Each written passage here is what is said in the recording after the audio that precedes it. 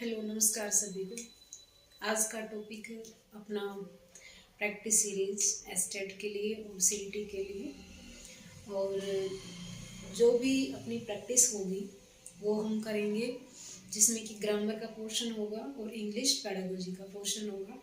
तो ये जो वीडियो है वो सभी एस्टेट और सीईटी के जो भी एग्ज़ाम देने वाले जो स्टूडेंट हैं उनके लिए बेनिफिशियल होगी। तो सभी अपना जो प्रैक्टिस कर रहे हैं, जो भी टॉपिक पढ़ा है उसके अकॉर्डिंग हम करेंगे। तो क्वेश्चन आंसर की जो प्रैक्टिस है वो शुरू करते हैं। तो सबसे पहले जो क्वेश्चन है वो है अपना, लिखेंगे ग्रामर का क्वेश्चन है, जिसमें कि फर्स्ट क्वेश्चन लिखेंगे हम। इसमें है Kavita is a beautiful girl. Kavita is a beautiful girl और अंडरलाइन है ये वर्ड। इसमें पूछा गया है कि जो अंडरलाइन वर्ड है वो क्या है। ऑप्शन दे रखा है। ऑप्शन है, फर्स्ट ऑप्शन है नाउन, सेकंड ऑप्शन है वर्ब, थर्ड ऑप्शन है आपका एडजेक्टिव और फोर्थ ऑप्शन है आपका एडवर्ब।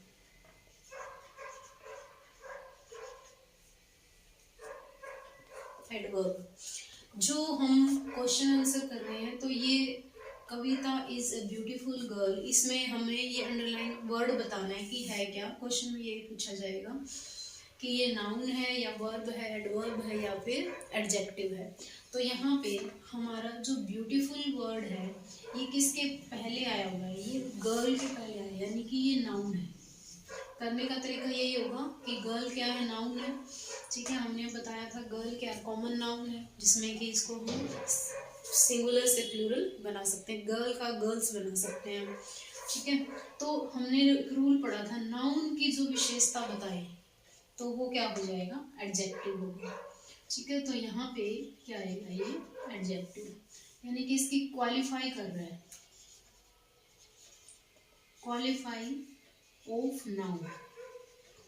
ये कौन कर रहा है, एडजेक्टिव, यानी कि नाउन की विशेषता को बताने वाले को हम कहेंगे एडजेक्टिव।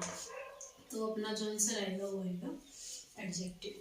ठीक है, सेकंड क्वेश्चन है, जिसमें कि सेकंड क्वेश्चन में लिखा हुआ है the train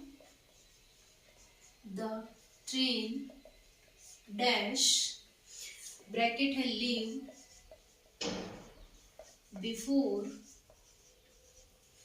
before he reached the station. He reached the station. Option दे रखा है इसमें। सबसे पहले ऑप्शन है लेफ्ट, सेकंड ऑप्शन है हेड लेफ्ट, थर्ड ऑप्शन है आपका जिसमें कि है was living और फोर्थ ऑप्शन है इसमें had been living। had been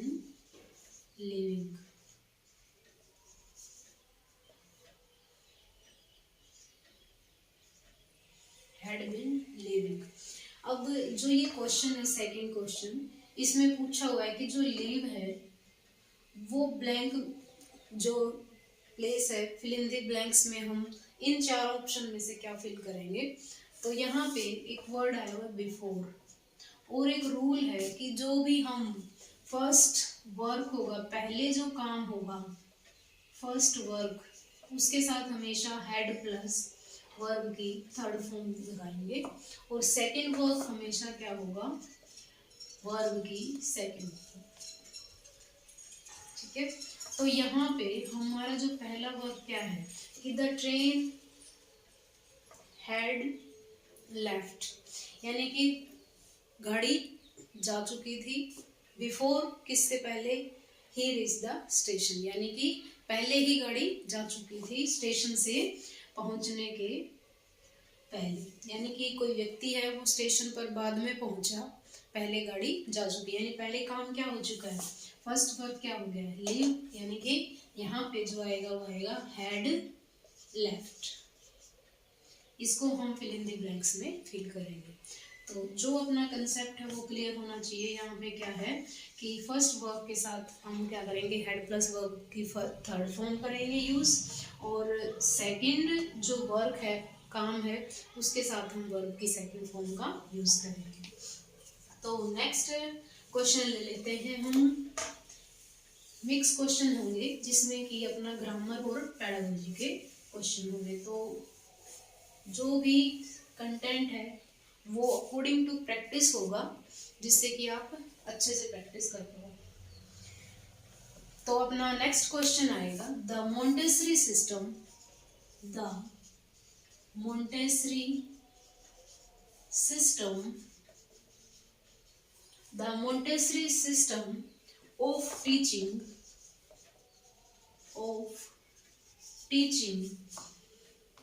focuses on। First option है जिसमें कि फर्स्ट ऑप्शन है the child, second option the teacher, third option है आपका कंटेंट,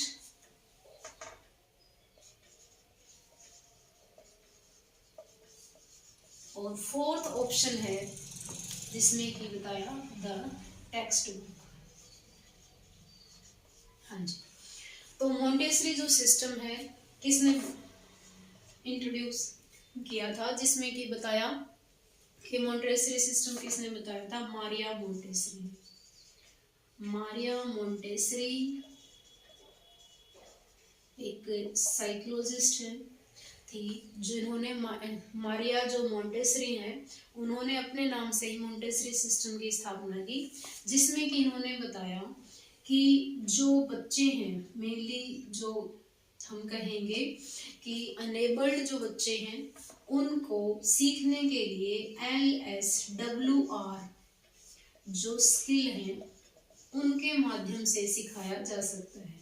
यानी कि जो उनकी लर्निंग होगी वो किस माध्यम से होगी, पहले लिसनिंग, स्पीकिंग, राइटिंग और रीडिंग। ये मेथड किसने दिया था, मारिया मोंटेसरी ने दिया,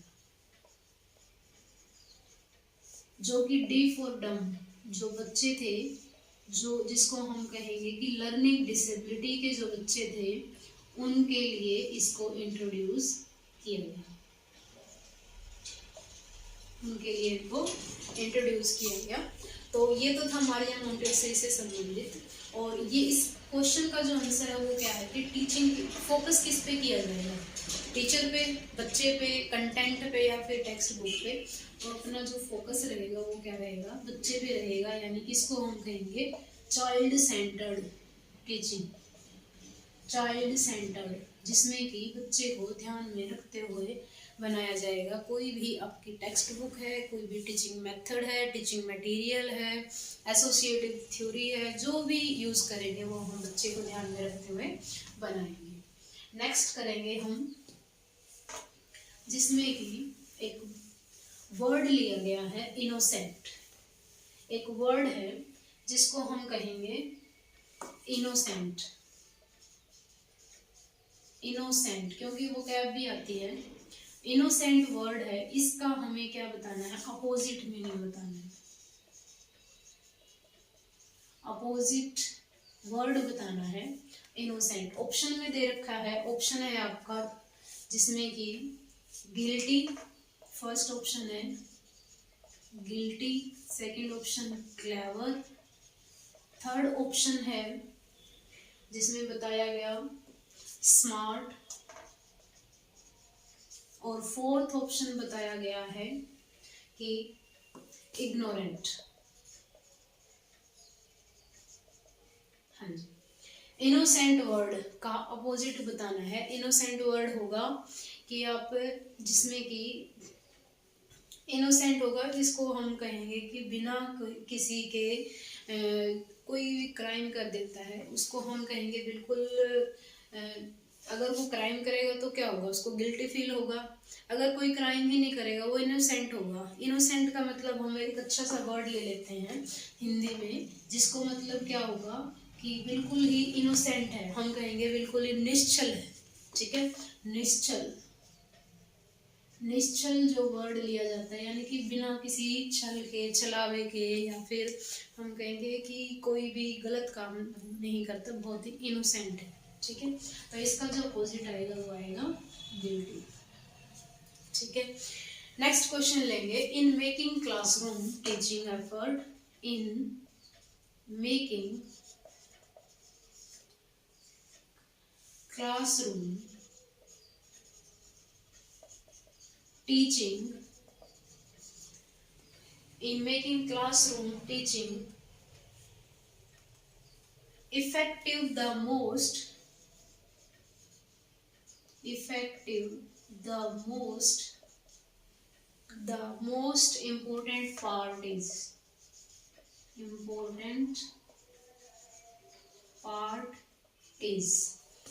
क्या होगा मोस्ट इम्पोर्टेंट पार्ट? सबसे पहले है लेसन प्लान, सेकंड ऑप्शन है स्टडी मटेरियल, थर्ड ऑप्शन है आपका टीचिंग मेथड,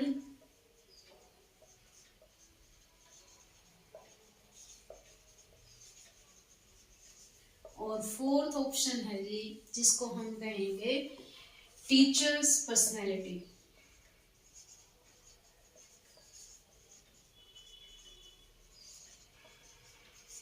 टीचर्स पर्सनैलिटी, हाँ जी। कह रहा है कि in making classroom teaching effective, यानी कि हमें क्लासरूम को की जो शिक्षण संबंधी प्रक्रिया है उसको इफेक्टिव बनाना है, प्रभावशाली बनाना, तो उसमें से कौन सा इम्पोर्टेंट पार्ट है?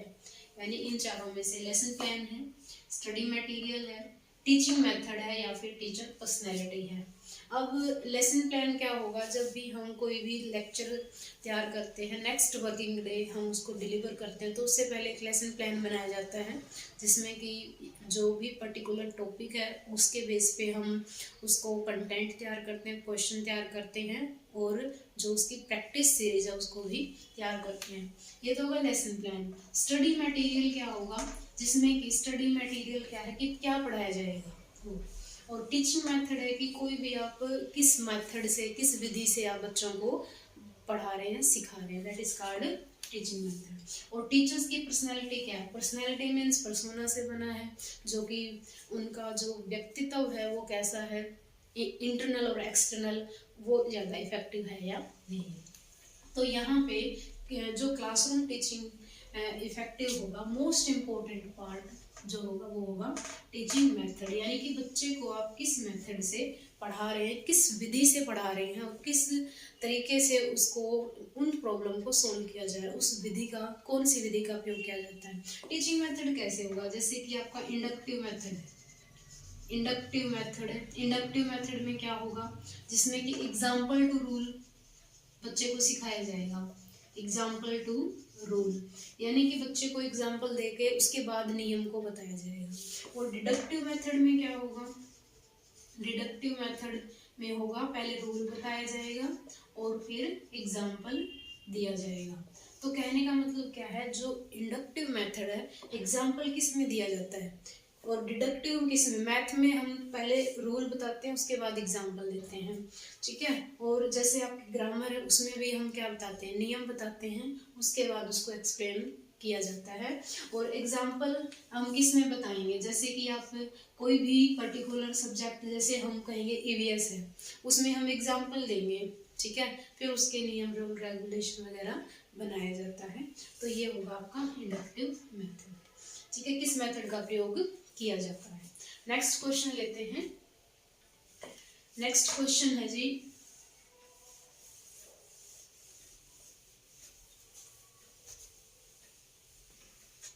नेक्स्ट क्वेश्चन है अपना एरोगेंट। एक शब्द है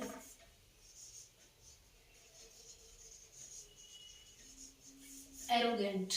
एरोगेंट शब्द का मतलब पूछा गया है कि मीनिंग होता क्या है। वर्ड मीनिंग, वर्ड मीनिंग भी आ जाते हैं। तो वर्ड मीनिंग में ऑप्शन दे रखा है। सबसे पहला ऑप्शन है यूथफुल, यूथफुल। सेकंड ऑप्शन है इसमें जिसमें लिखा गया है मोरोज। थर्ड ऑप्शन है जिसमें बताया गया है proud and unpleasant, proud and unpleasant. और फोर्थ ऑप्शन है जिसमें लिखा गया है कि रिसेंटफुल, रिसेंटफुल, रिसेंटफुल। तो एरोगेंट का मीनिंग जो होगा वो होगा प्राउड और अनप्लेजेंट। ठीक है, जो वोकैब में आता है ये आपको याद रखना है एरोगेंट का वर्ड। नेक्स्ट क्वेश्चन लेते हैं हम। एक सेंटेंस है जिसमें कि सेंटेंस लिया गया है Heena and Tina, Heena and Tina, Heena and Tina own a house dash, on a house dash house is beautiful built, dash house is beautiful built, beautiful built। तो यहाँ पे पूछा गया है कि यहाँ क्या आएगा। ऑप्शन है हिज, सेकंड ऑप्शन हर, थर्ड ऑप्शन है इसमें लिया गया है देयर्स, और फोर्थ ऑप्शन है आपका देयर। तो देखें इसमें हीना और टीना का जो अपना घर है वो कैसा है, ब्यूटीफुल है। तो यहाँ पे किसके लिए वर्ड यूज होगा, दोनों के लिए देयर यूज होगा, जिनका मतलब उनका, उनका घर कैसा है, ब्यूटीफुल है। ठीक है, उसके बाद एक क्वेश्चन और ले लेते हैं। एक क्वेश्चन आएगा यहाँ पे,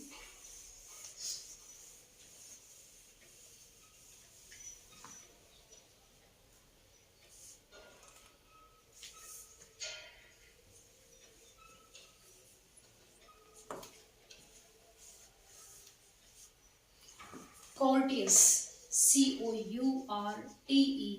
courteous, courteous बोलते हैं जिसको, courteous। इसका हमें क्या बताना है, सिनोनिम बताना है, सिनोनिम बताना है। ऑप्शन है आपका, फर्स्ट ऑप्शन है इम्पोसिबल, फर्स्ट ऑप्शन है इम्पॉयलेट, इम्पॉयलेट, सेकंड ऑप्शन है काइंड, थर्ड ऑप्शन है यहाँ पे पोलाइट, पोलाइट। ठीक है, और फोर्थ ऑप्शन है जिसमें बताया गया काइंडनेस। हाँ जी, काइंडनेस। तो यहाँ पे सिनोनिम बताना है कोर्टियस का। कोर्टियस क्या होगा, कोर्टियस किससे संबंधित है, कोर्टियस क्या है, एक वर्ड है जिसको हम कहेंगे कि दयालुता से संबंधित है, और इसको हम लेंगे पोलाइट से संबंधित, पोलाइट। ये जो आपका आंसर है वो आएगा सिनोनिम। नेक्स्ट क्वेश्चन है my brother,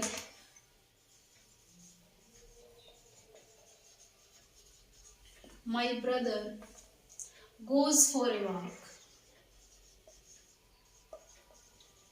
he walk, goes for a walk daily, he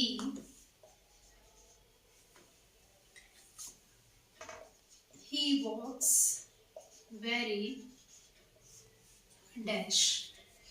option है आपका fast, second option fastly, third option है इसमें क्विक, और फोर्थ ऑप्शन है स्लो। हाँ जी, my brother goes for a walk daily, he walks very dash. तो fast, fastly, quick या फिर स्लो। अब यहाँ पे जो वेरी है, वेरी जो वर्ड है वो किसके लिए यूज किया जाता है, एडवर्ब के लिए आएगा, ठीक है। और यहाँ पे वेरी फास्टली जो वर्ड है वो यूज किया जाएगा, क्योंकि एडवर्ब की विशेषता कौन बताता है, फास्टली, ठीक है। वर्ड अपना क्या आएगा, फास्टली आएगा, जो कि एल वाई जो वर्ड वाले हैं उसको हम क्या बोलते हैं, जिसमें कि बताया गया कि फास्ट क्या है, वर्ब है, और वर्ब के साथ एल वाई लग जाता है, तो क्या बनेगा, इसके साथ आपका एडवर्ब आएगा, यानी कि वेरी फास्टली यूज किया जाएगा।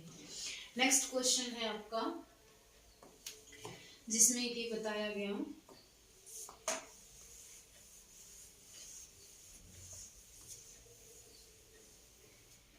I shall come back, I shall come back dash 7 o'clock। Option है, फर्स्ट ऑप्शन है आपका in, second option to, third option at, और फोर्थ ऑप्शन है आपका 4, ठीक है। एट, इसमें क्या वर्ड यूज होगा जो इसकी प्रपोजिशन से संबंधित है, कि जब भी हम फिक्स टाइम है अपने पास, डिनोट किया गया है, हम कहेंगे कि स्पेसिफिक टाइम है, इसका हमें पता है कि 7 o'clock है, तो उसके लिए क्या वर्ड यूज करते हैं, एट का यूज करते हैं। यहाँ पे क्या आएगा, एट वर्ड का यूज होगा। नेक्स्ट लिखेंगे द वर्ड किंडरगार्टन, किंडरगार्टन एक वर्ड है, kindergarten is a German, is a German word meaning, German word meaning, option दे रखा है कि किंडरगार्टन का मतलब क्या है, beautiful garden, beautiful garden, second option है इसमें lovely garden, garden, third option है स्मॉल गार्डन, और फोर्थ ऑप्शन है children's garden, children's garden.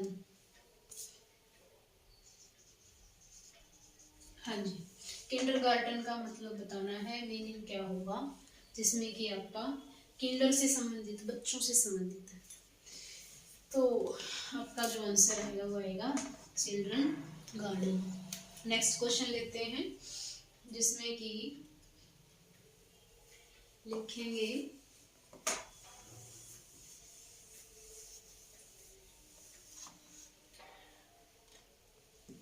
A gentleman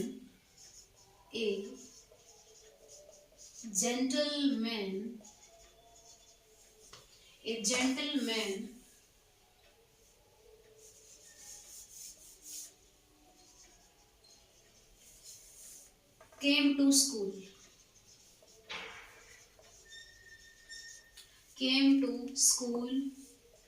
to see dash principal,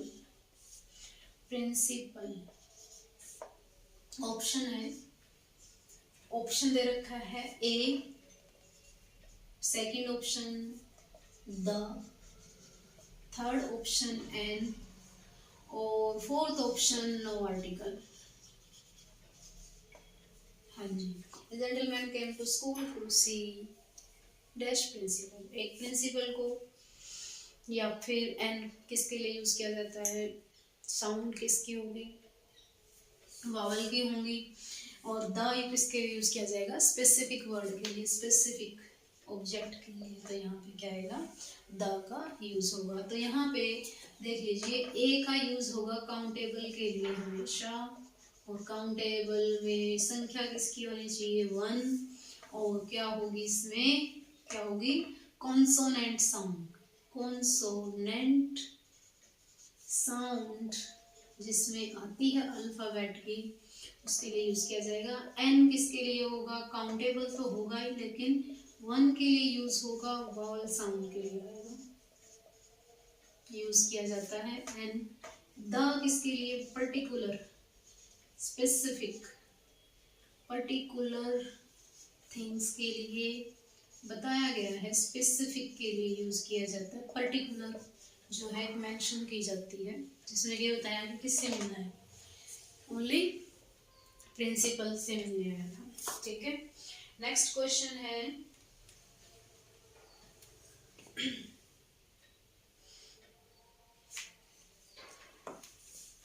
according to you,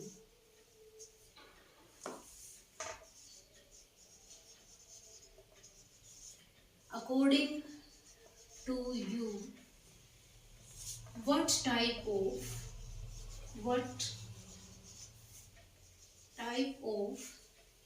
atmosphere is required? Atmosphere is required. Atmosphere is required for learning. Option है, first option है जिसमें बताया गया social, second option है noisy, third option है adverse, और fourth option है quite.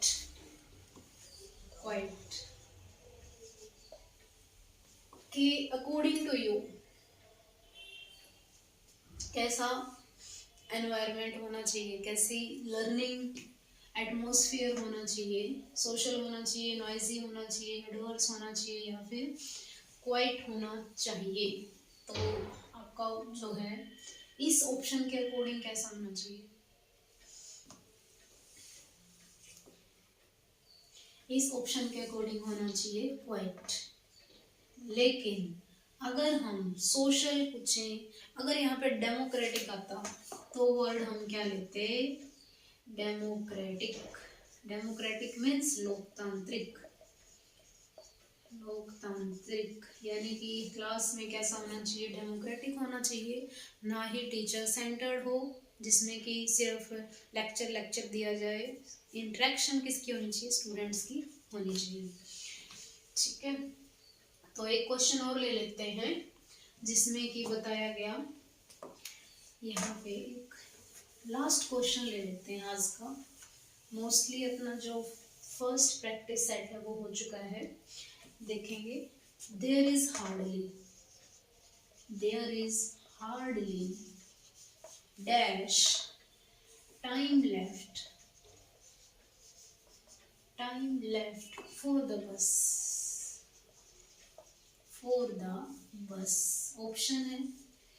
Option है एनी, मच, थर्ड ऑप्शन है मोर, और फोर्थ ऑप्शन है most. There is hardly dash time left for the bus. यानी कि जब हार्डली वर्ड आता है तो नेगेटिव के लिए है, और नेगेटिव हमेशा क्या आएगा? एनी आएगा। ये एडवर्ब है तो यहाँ पे एनी वर्ड का यूज, यानी कोई भी टाइम नहीं, चाहे बस टाइम लेफ्ट फॉर द बस के लिए। तो यहाँ पे अपना जो क्वेश्चन थे जिसमें हमने करे इंग्लिश ग्रामर और पेडागोजी, प्रैक्टिस सीरीज है ये, प्रैक्टिस सीरीज जिसको हम कंटिन्यू करेंगे, और ये कंटिन्यू चलेगी जब तक अपना पेपर नहीं हो जाता। कौन सा? एस्टेट और सीईटी।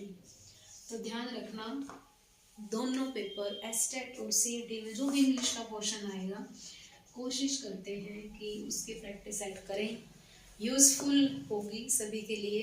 एंड तक देखें, कोई भी कंसेप्ट है आप उसको, अगर नेक्स्ट टॉपिक हम लेते हैं तो जैसे हमने टॉपिक ये पढ़ा, कोई नहीं आते क्वेश्चन तो आप उसको रिवाइज कीजिए कंसेप्ट को। नेक्स्ट चैप्टर नेक्स्ट वीडियो में भी वो उसी से रिलेटेड कंसेप्ट से रिलेटेड क्वेश्चन आएंगे, तो अब ताकि आपका कॉन्फिडेंस बिल्ड हो। तो जब तक अपना स्टेट और सीईटी नहीं होता, रेगुलर होगी ये पर्टिकुलर क्लास, और साथ के साथ हम कंप्यूटर के क्वेश्चन आंसर की भी सीरीज लेके आएंगे। कोशिश करेंगे कंटिन्यू और अल्टरनेटिव डेज में। तो आज के लिए इतना ही। क्लास को लाइक करें, शेयर करें, सब्सक्राइब करें और ज़्यादा से ज़्यादा शेयर करें ताकि सभी बच्चे इसका बेनिफिट उठा सकें। और थैंक यू सो मच। आज के लिए इतना ही। Thank you so much. Have a nice day.